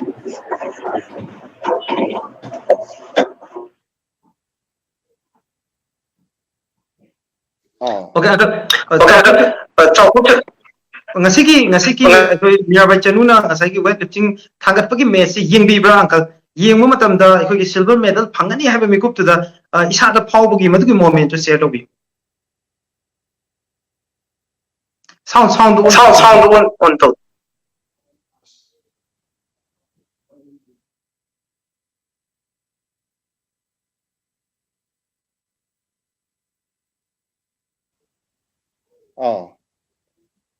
tare ko sena Tarta. ado akoina yengjaba matamda akoigi chanupi Mirabai sina akoigi magi kano se thangkatpa hauraga mathak yokhalaktingai akoigi mikup se masida akoina pukningda ngamhanbiu na akoigi pukningda som sonbdo adumbagi wa akoigi kanoma laikhi akoigi thamoida ngamadi haina khanba aduga aroi boina thangkatpa ngamkhiba mikup tu da yamna changda haipam khangdana nungaiba matang ama oiki haitare okay yam noise akhoi akhoi loudspeaker sing mu thapiu ko akhoi ki uncle Jalal na phongdo piba adugo nungai bi moment am share to bi beje loidana akhoi tamode ben lam glaksage tamode ben je ngasai akhoi tamode ben je uchaba matam welcome to matam no tamode ben je ngaktam mangure tamo ngasigi moment se ahan ba nungai bi mikup se hana share to ji wari se somdam samina je ngasi Saikom Mirabai Chanu na silver medal lorokpa masina India gi onadi female na individual game da aikogi silver medal lobase ani subani hai PV Sindhu gi mathangda aduga weightlifting masana da loriba medal sina India gi oina ani suba medal ne masi chahi kun mathoi gi matungda loba medal amakak ne aduga and again handaki Tokyo Olympics asigi oina di Saikom Mirabai Chanu loriba silver medal sina opening medal amakak ne India gi account handu na bagidam mikum da tamo kari phobi tamo gi sound center on to view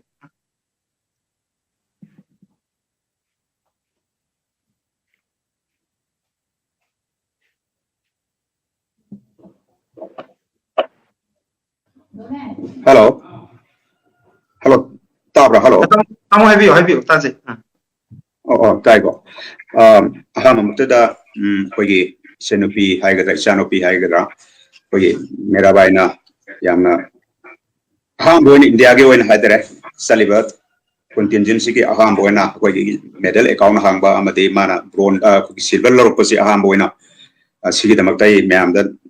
no Izable Punduksege, Mam, and Wizard share Tozege. Same with the Aigidi, Assisi, Judo, Ham about the like Robani Suisalado. Adubo, Switzerland and like Robasu, Senupi,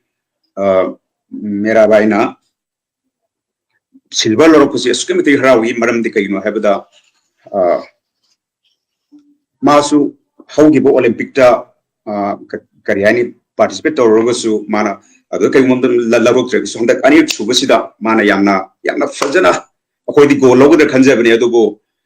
Live Habitat, Adona Siaham Daim and that no Ibo Pongucheri, Ani Sudan Saina on Hambido. Only Wahina Haidare, only my words fail to express what we feel. I did Harabic chance.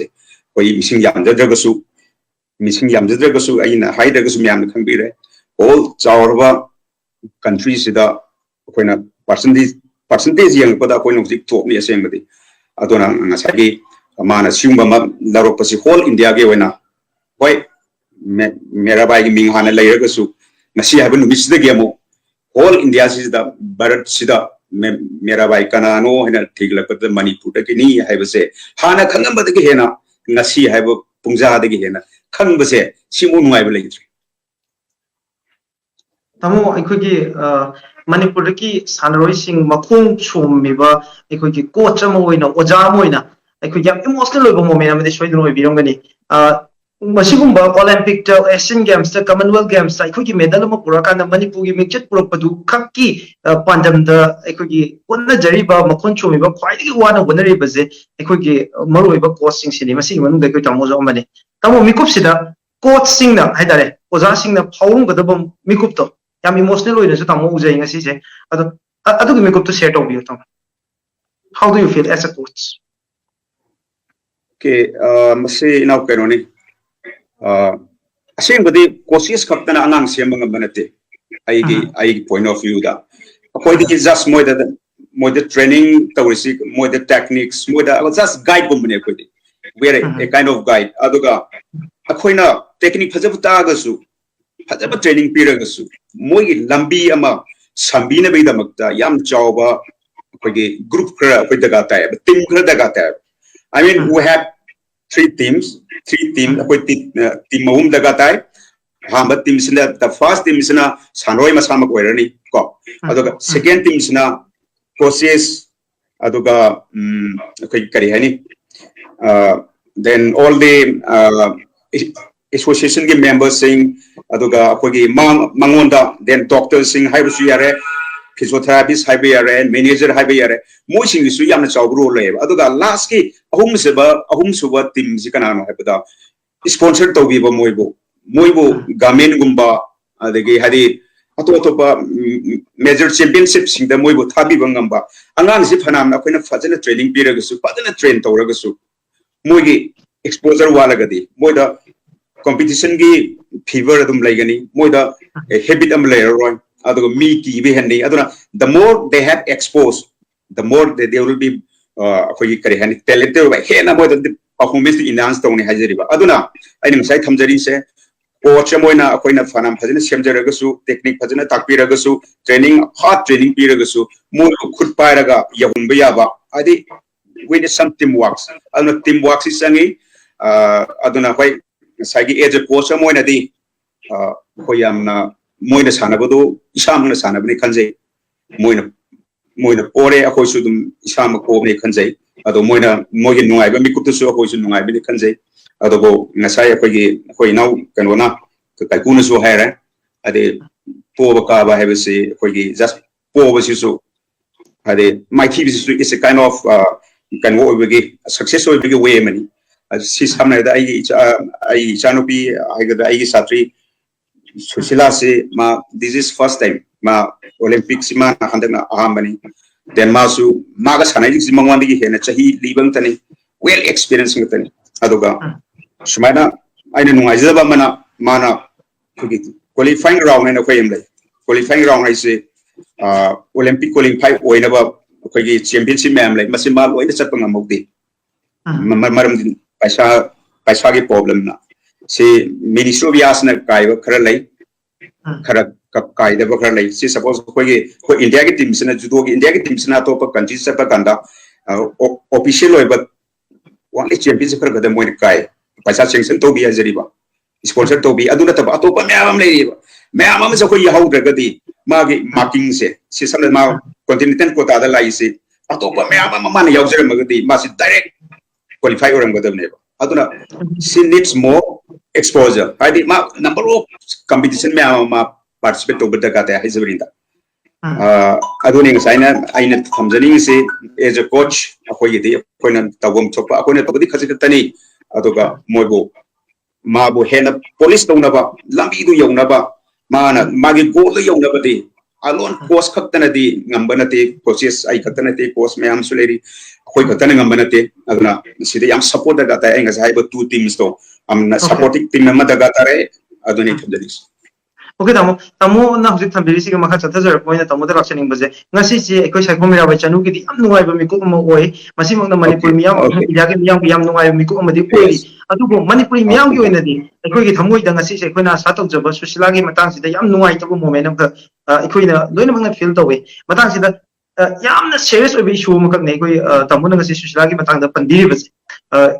exposure matik sana phang hu da ba aduga competition yahu to ba masina maram oira kan weakness am oi hibra ha base ngasi gi match se susila gi match se Tamu kamai yingbi? Dum nasimagi si kanoni ay game mota haja mangonda ay nga sa haja dun mangonda adaptation ama hadi competition masing wat pagi thukat pagumba mangonda pagi pakat pagumba macam di yawre aduga sena amadu well experience ni ma sahi sumawandi hale mana magi rival hungary gi angang si iba kawi iba si ma si world 24 rank ni magi ranking si 24 rank ni hajariba adu akoi susila sina only 46 ranking de leba 46 ta adana mo ranking ma lejariba ko adana asige fast ke lawri bese fast akoi gi Kosovo haiba countries na mana lawi mai weight sida second sina Japan ge akoi gi Fuka na nupim chama second tai hadi sing se world number world ranking number 1 2 3 4 tabang taneba adu moi tare si kamanya tare have daring asai aije budo moi na competition masing yami mate moi point la eba moi accumulate to eba moi points adu de la batum da moi okay she is rank number 1 2 3 4 is my luck neba aduna ai thamdani se ma ngasai baw to akoina fajana yengjabda mage kari hai ni magi partner duga maga height su kitang kena bele height kitika su problem nati aduga amuduna well experience amle maram de ma last olympic ma bronze medalist ni height ibasi su adigi sahi su yang hele ma ngonda ge adi sahi mapan mu kene maga aduna kitang well experience mangonda experience hai ga drana traga mana meta ba exposure kitang wali aduga kitang nauri aduga aina sumonda hai nang kanda kalonu you have next chance this only beginning aduga lakre ba 2024 da soidana nang sim medal law da bani hanu kotna ai wari tawi adoma kape diam kape du sunan kapono just nang yam naw ne khalu ana tuman tawi aduna ngasai ai magi about experience mana kitang so ki da ba ama aggressive diam oi aggressive mana grounds da putharaga mana suok na taga lok ama pan ge to ba ground sida puthar amaduna namsan gi bai tar senga throla mi bana te ba throla mana amuk try to it amuk sakki to mi aduga masu dum amaduna throw trong pa counter roin to ma si ground da ching tharaga masana sacrifice to ga ground gi ma si lo na ta ga chok ma to ge na try to pu da amaduna koi psycho mi ai se koi yopose ga ta mi koi smaina koi namaga just 20 second namaga de pra knockout ne ba means ma pra loire ba aduda na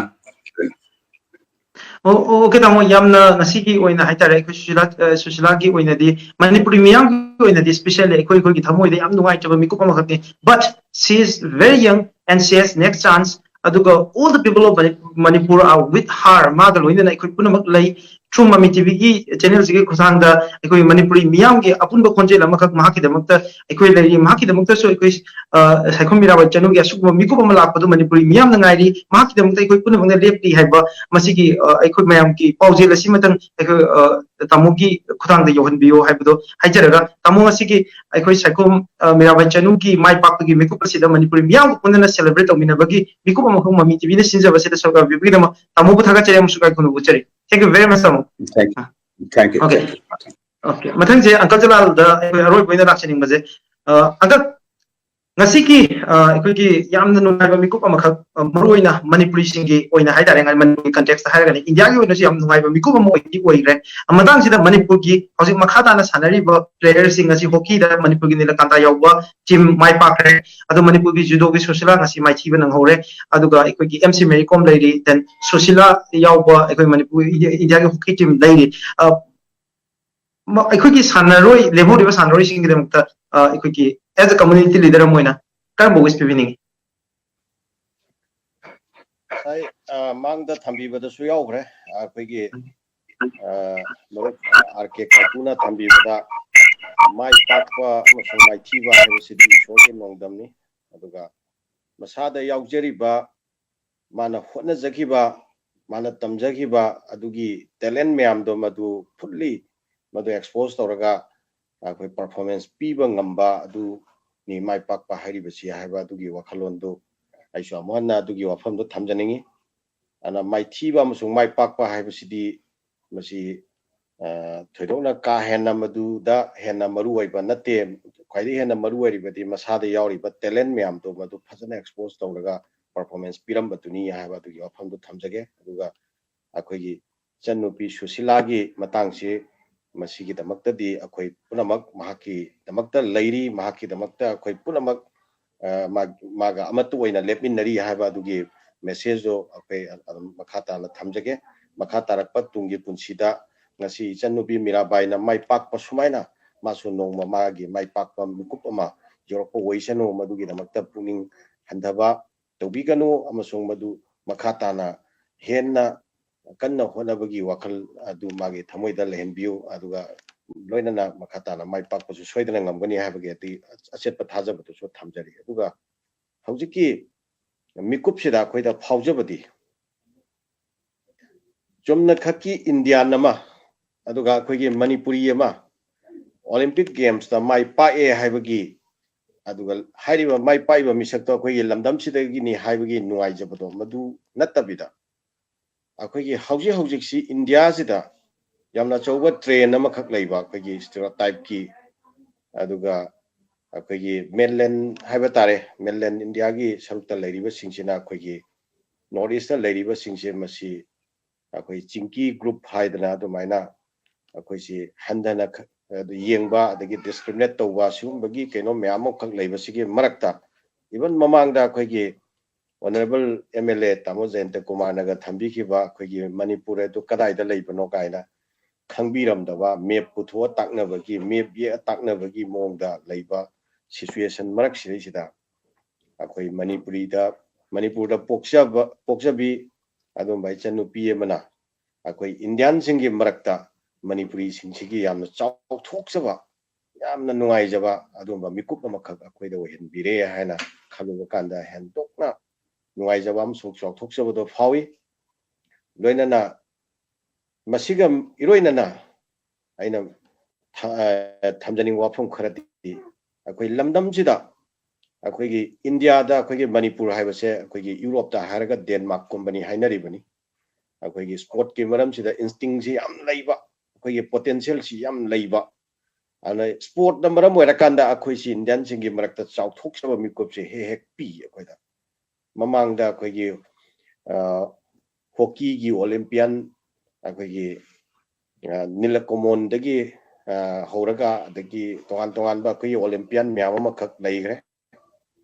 अदुगा लोइनला ममांगदा अखोई दिंकुना अखोइदा पिबिरंबा चाउथोक्सबा सुमाइन तौरगा अखोइदा sport की Hiram सिदा Manipuri सिंगसिना अखोइ Indian सिंगी मरक्ता चाउथोक्सबगी मिकुप से खरखर पीरगा लाई अदुगा हौजिकसु ngasisu अखोइ अदुगुम्बा नुवाइजबा चाउथोक्सबा मिकुप फंगहली मखातानासु Hiram सिदा अखोइ फंगकनी हाइबगे आशा तौरी मसिदा अखोइ मणिपुर लैंगाकता मरु ओइना हाइबा तारे अदुगा अखोइ मणिपुरी पुनमक प्रजा पुनमक्तसु high तारे अखोइ सानबसिदगी अखोइ तुंगी आसाम अखोइ फंगंगमी सानबा हाइबसे मसिदा अखोइ नेग्लेक्ट तौगदबा अवॉइड तौगदबा एरिया नते सानबा हाइबसी फजना सानरगदी मसिना हेना चौबा कैरियर अपॉर्चुनिटी बा फंगी हाइबसे अखोइगी ममा मपा पुनमकी वखलदा मसिना मोटिवेशन अमा ओइमिनसी हाइबदुगी पाउजेम दो थमजगे दुगा मणिपुर लैंगाकता अखोइगी अखनबा स्पोर्ट की पॉलिसी अमा खक अखनबा हौजिक मांगदा थंबीखरे अखोइ तोगान बा कंपटीशन म्यामम खक यावबगी मथौ ताबा लै मोइगी कैरियर से मपुंग फानना होनाबदा मोइगी एक्सपीरियंस मपुंग फानना होनाबदा द सानरवेमना मसादा कॉन्फिडेंस फजना बिल्ड अप तौना होनाबदा तोगान बा कंपटीशन म्यामम खक यावरकपगी एक्सपीरियंस तुना हेना लाक्सबगी मिकुप लाई हाइबा वफम अमा कोइगी मांगदा हुजिक तामिनगरे मयामना तोबा तारगति अखोई लमदम सिदा लेरिबा सानरोय म्याम जे मदुगुम्बा अपॉर्चुनिटी दो फंगबा ngamdabagi khudong chadaba kharadi bayok nare haibse koi pulona khangi banina khangminarabanina अखोई सानबगी हिरमदा अखोई बो चाउथोक्सबगी मिकुप अमा इतत ततना पीरगा लाइबा लमदम सिगी इंस्टिंग लेरबा अदुगुम्बा हौगलाइबा नहासिंगसे मसिगिदम खल्लकांदा अखोई यामना प्रायोरिटी दा अखोई सानबगी हिरम सिदैसिदा अखोई अखन्नबा पॉलिसी खरा मणिपुर लेंगाकना अखोई पाइखत पिरगा अखोई लमदम सिगी हौरइबा नहासिंगसिगी इंस्टिंग जे मसि योकपिबा अदुगा मालेमगी लैमाइदा मसा मसादा लैबा इंस्टिंग जिंगदो एक्सपोज तौबगी तंजा अमा फंगनबा ꯑꯩꯈꯣꯏ ꯃꯗꯨꯒꯤ ꯈꯣꯡꯊꯥꯡꯁꯦ ꯂꯩꯉꯥꯛꯀꯤ ꯃꯥꯏꯀꯩꯗꯒꯤ ꯂꯧꯈꯠꯇꯅꯕ ꯃꯁꯤꯒꯤ ꯑꯈꯟꯅꯕ ꯋꯥꯈꯜ ꯑꯃ ꯉꯁꯤꯒꯤ ꯃꯤꯀꯨꯞꯁꯤꯗꯒꯤ ꯑꯩꯈꯣꯏ ꯃꯅꯤꯄꯨꯔ ꯂꯩꯉꯥꯛꯅ ꯂꯧꯕꯤꯔꯛꯑꯒꯗꯤ ꯄꯨꯝꯅꯃꯛꯀꯤ ꯌꯥꯏꯐꯕ ꯈꯣꯡꯊꯥꯡ ꯑꯣꯏꯒꯅꯤ ꯍꯥꯏꯅ ꯑꯗꯨꯃꯥꯏꯅ ꯊꯝꯖꯒꯦ Angkat lagi matang kita question ꯑꯩꯈꯣꯏꯒꯤ ꯍꯧꯖꯤꯛ ꯖꯤꯔꯣꯒꯤ ꯀꯣꯆ ꯇꯥꯃꯣ ꯗꯦꯕꯦꯟꯅ ꯊꯝꯕꯤꯔꯝꯕ ꯋꯥꯐꯝꯗ ꯌꯥꯝꯅ ꯑꯩꯈꯣꯏꯒꯤ ꯊꯃꯣꯏ ꯁꯣꯛꯄ ꯋꯥꯐꯝ ꯑꯃꯗꯤ ꯉꯁꯤ ꯂꯥꯏꯕꯛ ꯊꯤꯕ ꯑꯩꯈꯣꯏꯒꯤ ꯕꯥꯎꯠ ꯑꯃꯗ ꯃꯅꯤꯄꯨꯔꯒꯤ ꯅꯠꯇꯅ ꯏꯟꯗꯤꯌꯥꯒꯤ ꯑꯆꯧꯕ ꯃꯤꯡꯆꯠ ꯑꯃ ꯄꯨꯔꯛꯀꯅꯤ ꯍꯥꯏꯗꯅ ꯑꯁꯥ ꯇꯧꯅꯔꯤꯕ ꯑꯩꯈꯣꯏ ꯖꯨꯗꯣ ꯃꯁꯥꯟꯅꯗ ꯁꯔꯨꯛ ꯌꯥꯔꯤꯕ ꯑꯩꯈꯣই ꯁꯨꯁꯤꯂꯥꯁꯦ ꯉꯁꯤ ꯃꯥꯏꯊꯤꯍꯧꯕꯁꯦ ꯃꯁꯤꯒꯤ ꯃꯔꯝ ꯊꯤꯔꯛꯄ ꯃꯇꯝꯗ ꯃꯃꯥꯡꯗ exposure kaya ama phanghodaba aduga tournament sing chatpa ngamhodaba madu karigi maramgino hairkanda leita lairaba amadi paisa nungsagi khudung chadaba na maram oiraga lei chathodaba ni haibagi matang si lakpa matamda how painful it is to you uncle da kaya yamna nungaitaba ama phawbagi ma imigupsi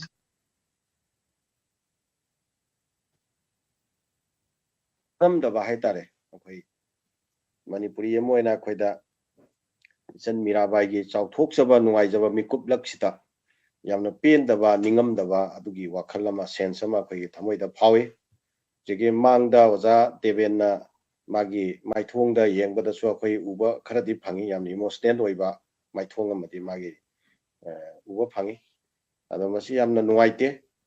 ꯑꯗꯨꯒ ꯃꯥꯅ ꯍꯦꯟꯅ ꯄꯦꯟꯗ꯭ꯔꯤꯕ ꯃꯥꯅ ꯃꯉꯣꯟꯗꯁꯨ ꯅꯤꯡꯉꯝꯗꯕ ꯐꯥꯎꯔꯤꯕꯁꯦ ꯉꯁꯥꯏꯒꯤ ꯑꯩꯈꯣꯏꯒꯤ ꯏꯆꯟꯅꯨꯄꯤꯁꯤꯗ ꯃꯥꯂꯦꯝꯒꯤ ꯑꯇꯣꯞꯄ ꯄ꯭ꯂꯦꯌꯔꯁꯤꯡꯅ ꯑꯩꯈꯣꯏ ꯐꯪꯅꯈ꯭ꯔꯤꯕ ꯑꯗꯨꯒꯨꯝꯕ ꯑꯣꯄꯣꯔꯆꯨꯅꯤꯇꯤꯗꯣ ꯃꯥꯁꯨ ꯐꯪꯍꯟꯕꯤꯕ ꯉꯝꯃꯝ ꯇꯥꯔꯒꯗꯤ ꯉꯁꯤꯒꯤ ꯅꯤꯡꯕ ꯀꯥꯏꯕ ꯃꯤꯀꯨꯞꯁꯤ ꯃꯥ ꯑꯣꯏꯔꯝꯃꯣꯏꯗꯕꯅꯤꯀꯣ ꯍꯥꯏꯕꯒꯤ ꯋꯥꯈꯜ ꯑꯃ ꯑꯩꯈꯣꯏ ꯑꯣꯖꯥ ꯗꯦꯕꯦꯟꯒꯤ ꯊꯃꯣꯏꯗ ꯐꯤꯜ ꯇꯧꯕꯗꯨꯃꯛ ꯇꯁꯦꯡꯅ ꯑꯩꯈꯣꯏꯒꯤ ꯊꯃꯣꯏꯗꯁꯨ ꯎꯖꯍꯧꯋꯤ ꯑꯩꯈꯣꯏ ꯊꯃꯣꯏꯅ ꯎꯖꯍꯧꯋꯤ ꯍꯥꯏꯇꯥꯔꯦ ꯑꯗꯨꯅ ꯃꯁꯤꯒ ꯃꯔꯤ ꯂꯩꯅꯅ ꯅꯦ ꯑꯩꯅ ꯍꯧꯖꯤꯛ ꯃꯥꯡꯗ ꯊꯝꯖꯔꯤꯕ ꯑꯩꯈꯣꯏ ꯍꯧꯔꯛꯏꯕ ꯅꯍꯥꯁꯤꯡꯁꯤꯗ ꯑꯗꯨꯒꯨꯝꯕ ꯑꯋꯥꯠꯄ ꯑꯗꯨꯒꯨꯝꯕ ꯅꯤꯡꯕ ꯀꯥꯏꯕ ꯃꯤꯀꯨꯞꯁꯤꯡꯁꯦ ꯃꯁꯤ ꯂꯩꯍꯟꯗꯅꯕꯒꯤꯗꯃꯛꯇ ꯑꯩꯈꯣꯏꯗ ꯏꯟꯁꯇꯤꯡꯗꯤ ꯐꯖꯅ ꯂꯩꯔꯦ ꯏꯟꯕꯣꯔꯟ ꯐꯖꯅ ꯂꯩꯔꯦ ꯍꯥꯏꯕ ꯇꯥꯔꯦ ꯑꯩꯈꯣꯏꯒꯤ ꯃꯤꯁꯤꯡꯁꯤꯗ ꯀꯝꯄꯤꯇꯤꯇꯤꯚꯅꯦꯁꯀꯤ ꯑꯗꯨꯒꯨꯝꯕ ꯀꯩꯅꯣꯁꯦ ꯀꯦꯔꯦꯛꯇꯔꯁꯦ ꯏꯟꯕꯣꯔꯟꯁꯦ ꯐꯖꯅ ꯂꯩ ꯍꯥꯏꯕ ꯇꯥꯔꯦ ꯑꯗꯨ ꯑꯣꯏꯕ ꯇꯥꯔꯒꯗꯤ ꯑꯩꯈꯣꯏꯒꯤ ꯀꯥꯟꯅꯒꯗꯕ ꯏꯟꯕꯣꯔꯟ ꯂꯩꯕ ꯃꯍꯩ ꯆꯥꯒꯗꯕ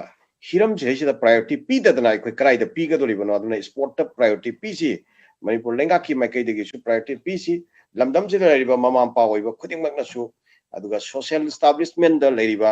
ꯇꯣꯉꯥꯟ ꯇꯣꯉꯥꯟꯕ ꯀꯩꯅꯣꯁꯤꯡꯅꯁꯨ ꯑꯩꯈꯣꯏ ꯃꯁꯤꯗ ꯄ꯭ꯔꯥꯏꯌꯣꯔꯤꯇꯤ ꯄꯤꯔꯒ ꯑꯩꯈꯣꯏ ꯂꯝꯗꯝꯁꯤ ꯁ꯭ꯄꯣꯔꯠꯀꯤ ꯊ꯭ꯔꯨꯗ ꯃꯥꯂꯦꯝꯗ ꯑꯃꯨꯛꯇꯪ ꯃꯄꯨꯡ ꯐꯥꯅ ꯁꯛ ꯇꯥꯛꯄꯒꯤ ꯈꯨꯗꯣꯡꯆꯥꯕ ꯑꯃ ꯑꯩꯈꯣꯏ ꯂꯧꯕ ꯌꯥꯒꯅꯤ ꯍꯥꯏꯕꯒꯤ ꯑꯩꯈꯣꯏ ꯀꯟꯐꯤꯗꯦꯟꯁꯇꯨ ꯐꯥꯎꯍꯜꯂꯤ ꯑꯗꯨꯅ ꯍꯤꯔꯝꯁꯤꯗ ꯑꯩꯈꯣꯏ ꯃꯥꯏ ꯑꯣꯟꯁꯤꯟꯃꯤꯟꯅꯁꯤ ꯍꯥꯏꯕ ꯑꯄꯤꯜꯁꯤ ꯃꯌꯥꯝꯗ ꯊꯝꯖꯒꯦ uncle da mulak chaningbaze ꯑꯩꯈꯣꯏꯒꯤ ngasi ꯃꯤꯀꯨꯞꯁꯦ ꯃꯅꯤꯄꯨꯔꯒꯤ ꯑꯣꯏꯅ ꯀꯌꯥꯃꯨꯛ ꯆꯥꯎꯕ ꯃꯤꯀꯨꯞꯅꯤ ꯍꯥꯏꯗꯅ ꯐꯤꯜ ꯇꯧꯕꯒꯦ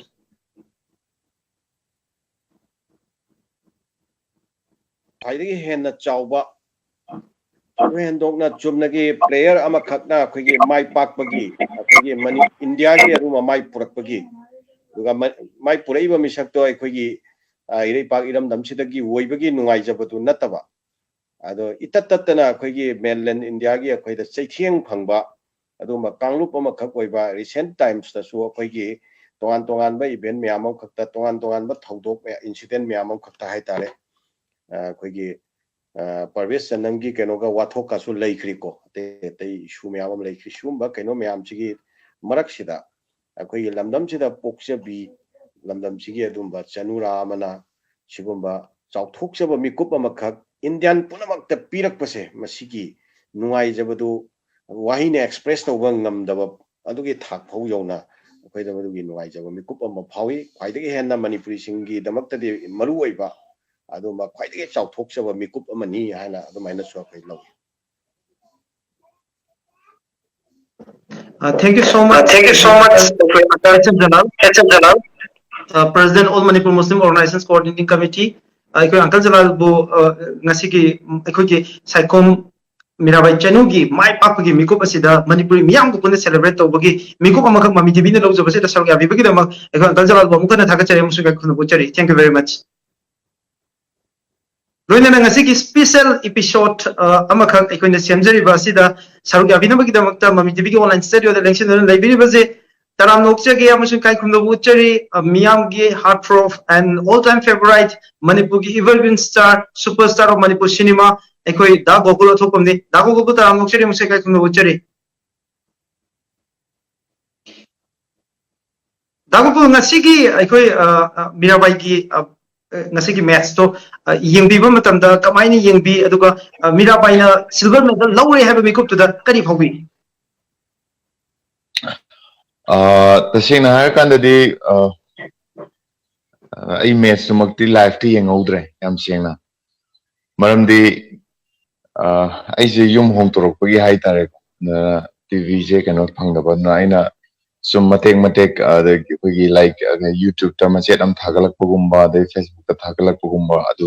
अदु यंगजे मतमदा आइन पाउ से ताजबने हम मतमदा याम नुआई हाई तारे Nasi si dago ko kamay ta orga celebrate oge na khanbiri. Nasi ko Saikom Mirabai Chanu ki mai papaze. Yam din nungai bire. Yam nungai tasengna magi nungai ba amadi magi imung manunggi nungai ba saru gazari punamuk sigi mathakta amok Manipur gi danatna India pumbaki yam lemjeningai oiraba sakthokchaningai oiraba yanan ba koigi medal teli dai tare account han ki ba kenoni ichel ni hai tare ado manas maina mai palak pusida hainingai tna moi senga koi maitai masa amani na khalu matamda aduki mati chawthok chawa made nungai jabadu di fawe aduga hujikti ma'am gi pandemic oiba matam covid-19 gi hujik 10 days ki curfew su kanna ka tobuni na stage da yam ka hena ta gaida haroba nungai thokpadu su yada ba hai tare utpa yada ba aduga haidi ai khaktang nungai ba yada ba ma puno thamoi dungda loi nungai ga su hujiki situation sidi loi wanari bani na ko adu yam kana na tawde adu isogi mafam da hena hena magi future mai pa po sino na thonijeri pinabi soisna Okay, yam nungai je dago ko yam phajana yam na humble oiba iko wafum sing yam phongdo piba ado matang sida ngasi gi mai pak purakriba amasung Manipuri miyam da momon minong no alliba in Manipur miyam da natana India pumba haraw ba nungai ba po alliba Mirabai Chanu da kare happening ngasi gi mai pak gi mikup sit chelna Manipur gi mai pork padanatna India punamaki mai porkiba adumba ichelni ichel gi hona jamani mahi sikyanle sigi chaliba chehi haitare ne ko sigi handa pangthoiba Olympic games sikatana magi punchigi pandom natri tungda mayam thingna kini madu punamak singdo mayo na bangamna ba overcome torona bagi dan hen hard work adagi magi hen sakadaba punchigi tangka kaya da mateng soidna pangini akoi da sokoina su hello tazi dago ko mukadabi okay aduna life to hena colorful ohinba aduna magi aims to adudagi hena chawba kai do yari ke have ge hope mangasi handak chai thangkaliba kg dagi hena mo hena ngamna world record thamnana ba hai tare nasi Manipur gi maitai machamna silver medal Olympic ta porok paise arai ba madinate to yumsong sidagi hena afabado akoi purak minana ba chelgi honabdo da akoi na su wish pijari mai pakol bi mind thamse o dago yam nungai je yam nuksiwo wafung ngtani dago ko phongdo periba je dago aroi boina aikoi gi hojik ngasi di aikoi judo gi bout amada aikoi ki Susila lehore adugo hockey aikoi gi nilakan ayawa hockey gi match mai pa ko ngre aduga Susila Chanu yawa hockey gi nupi gi national team lady amasung aikoi ni yam chauna satoriba mamangi Olympic bronze medalist Mary Kom lady aikoi gi Manipuri gi players sing hojik Olympic games ki dam da saruk yana bi dam da sem saduna leiriba amasung saruk yariba Manipuri gi player mayam da kari wispibini punamak chang haidi chaliba akoi yawba chaliba Tokyo gi Olympic game na sida medal among porkana mai pakko porkana Manipur baki damakta madi India gi damakta nimchek porpa nimchek urong yumbangamba oibio haiba wish man jage simagne koina pamjari busu aduga akoi gi missing yamjadraba maitai Manipuri community gi hai tare na sidagi tangna yawkhriba mi yamjadaba sanaroi khara se mana chalubadu da mayam pani hoi judogi akoi laibuk thibadagi hai tare le hore sina ahan ba step ni adubu olympic te yawbungam ba habisu maka choba mai pa ba mane adu mathangi lakado bu chei kya masule ri sta hen hen ma koi hona dana hai tare ne ko mai pa pangam na bagi da makta madi hena phaba suggestion में हम वहाँ देखी वचाम देखी coaching notching तो उतना आदि है ना heavy train तो और कांड हाई तारे नसी कई देखी क्या तो रिकनो है उसे निगन नबले इतना मशीन foundation stone दो है लकांडा मशीन देखी step तो मतंग मतंग चक की वंगम्बा वो बगी अदुगम्बा मंगों दसु अनो इनोट अमा पी बस ओइसनो अदुगने मोरिबा makata bidaku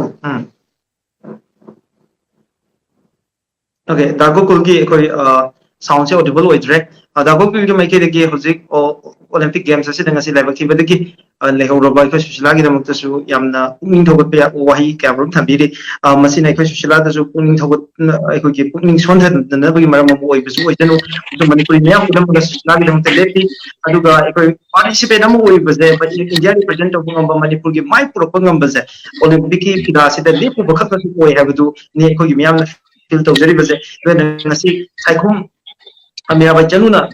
Manipur gi na India gi mai proper sida tangthok se ba de harau nu hai ba fauri ba miyam punam kaloi na mami tv na ngasi gi celebration gi episode asi makha ta na chathana ba gi damak ta sem satuna leijari adu ngasi gi thorom se ta saru yabi ki ba gi damak Manipur gi saknai ra evergreen superstar of Manipur cinema ekoi da gokula thokombo amuka na thaga chakolo ni kai khundu uchari loina na marak sida aten ba news break amatang lo jage news break si gi ek loirapa da amuka makha ta na ngasi gi celebration asi continue to jagani mayam puno biyeng tabri mayam puno ko atin matam khar khakki dama kanya na ba yathang nizari news break loibaga mayam ngai dun le jerum ke mayam boi kai kuno kuchari